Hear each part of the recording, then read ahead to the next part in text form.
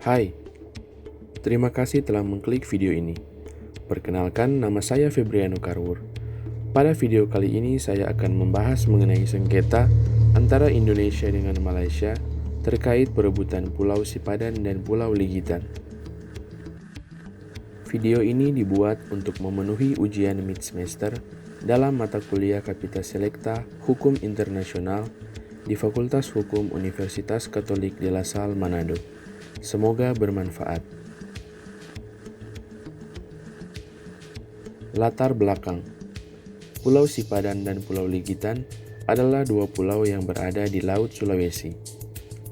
Pulau Sipadan memiliki luas 50.000 meter persegi dengan koordinat 4 derajat 06 lintang utara dan 118 derajat 37 bujur timur. Dan Pulau Ligitan memiliki luas 18.000 meter persegi dengan koordinat 4 derajat 09 lintang utara dan 118 derajat 53 bujur timur.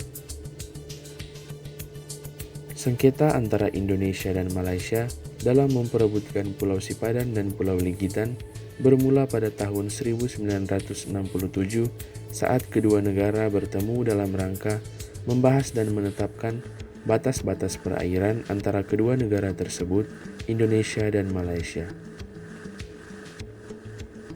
Ketika membahas mengenai batas-batas perairan antara negara, tiba-tiba muncul persoalan mengenai Pulau Sipadan dan Pulau Ligitan.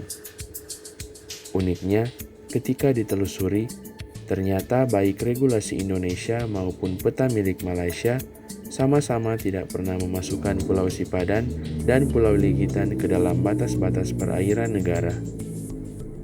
Sehingga Indonesia mengira pulau tersebut sebagai milik Malaysia dan sebaliknya Malaysia berpikir bahwa pulau itu adalah milik Indonesia.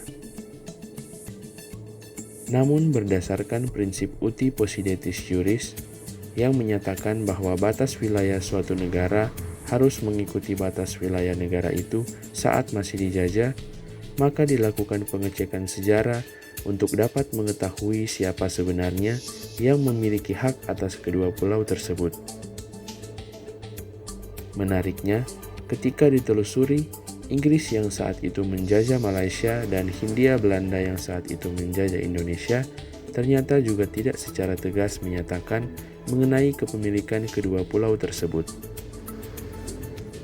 Hal ini membuat Pulau Sipadan dan Pulau Ligitan pada waktu itu berstatus terra nullius, atau dapat diartikan sebagai pulau yang tidak dimiliki oleh siapapun. Melihat kenyataan tersebut, maka terjadilah saling klaim antar Indonesia dan Malaysia terhadap kepemilikan kedua pulau tersebut.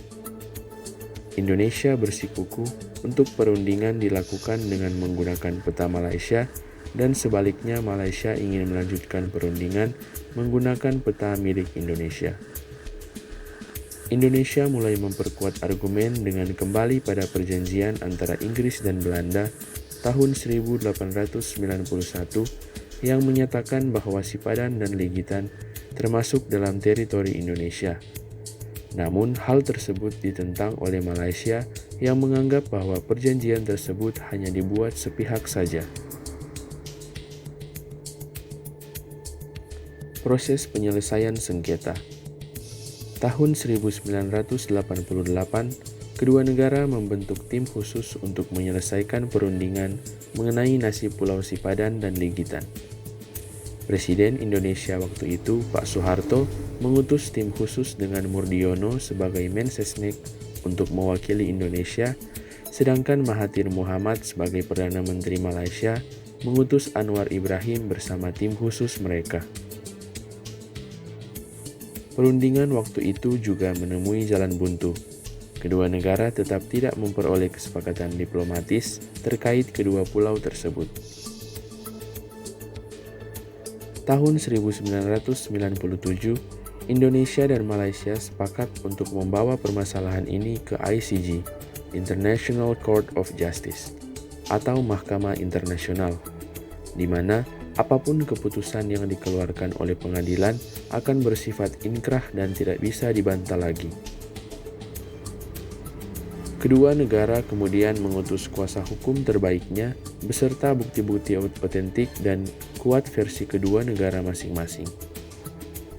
Indonesia menggali fakta historis dan budaya yang berkaitan dengan kedua pulau tersebut dengan Provinsi Kalimantan Timur dan menemukan fakta bahwa Kerajaan Bulungan yang terletak di Kalimantan Timur memiliki hubungan erat dengan kedua pulau tersebut, dan melalui kesaksian beberapa keturunan Sultan Bulungan bahwa kedua pulau tersebut pernah menjadi kewenangan Sultan Bulungan.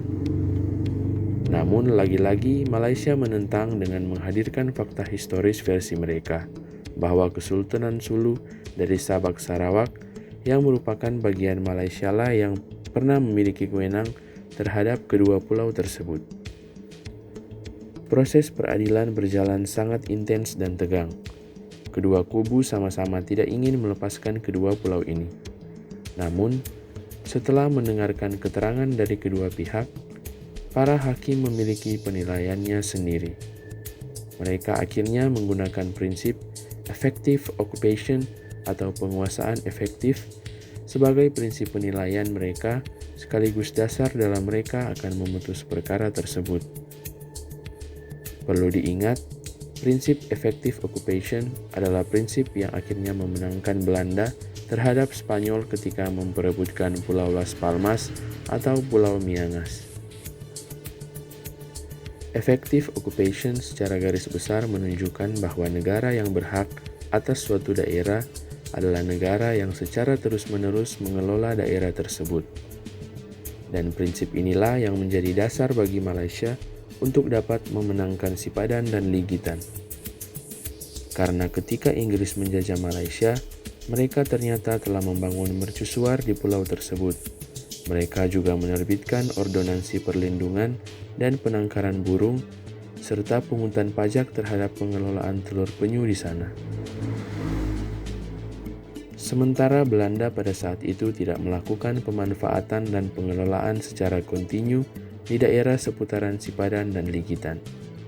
Berdasarkan prinsip tersebut dan fakta yang telah dapat dibuktikan, maka pada hari Selasa 17 Desember 2002, ICJ mengeluarkan keputusan tentang kasus sengketa kedaulatan Pulau Sipadan dan Ligitan antara Indonesia dengan Malaysia. Hasilnya, Malaysia dimenangkan oleh 16 hakim, sementara hanya satu orang yang berpihak kepada Indonesia. Kesimpulan yang dapat ditarik. Pertama, kekalahan Indonesia di ICJ disebabkan oleh kurang kuat dan kurang meyakinkannya bukti-bukti yang diberikan dari pihak Indonesia. Kedua, kemenangan Malaysia adalah buah dari betapa tertibnya Inggris terhadap pulau-pulau yang bahkan tidak dimasukkan oleh Malaysia ke dalam peta teritorinya, namun tetap memperhatikan prosperity dari pulau tersebut dengan tetap mengelola secara terus-menerus Pulau Sipadan dan Ligitan, sehingga para hakim dapat menggunakan prinsip effective occupation dalam menentukan siapa yang berhak atas Pulau Sipadan dan Pulau Ligitan.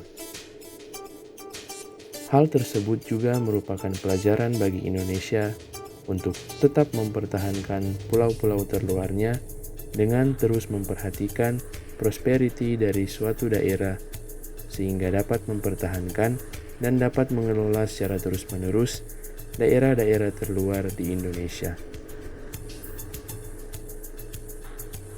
Sekian penjelasan singkat yang dapat saya sampaikan. Bila ada salah kata, mohon maaf dan sampai berjumpa di lain waktu. Terima kasih.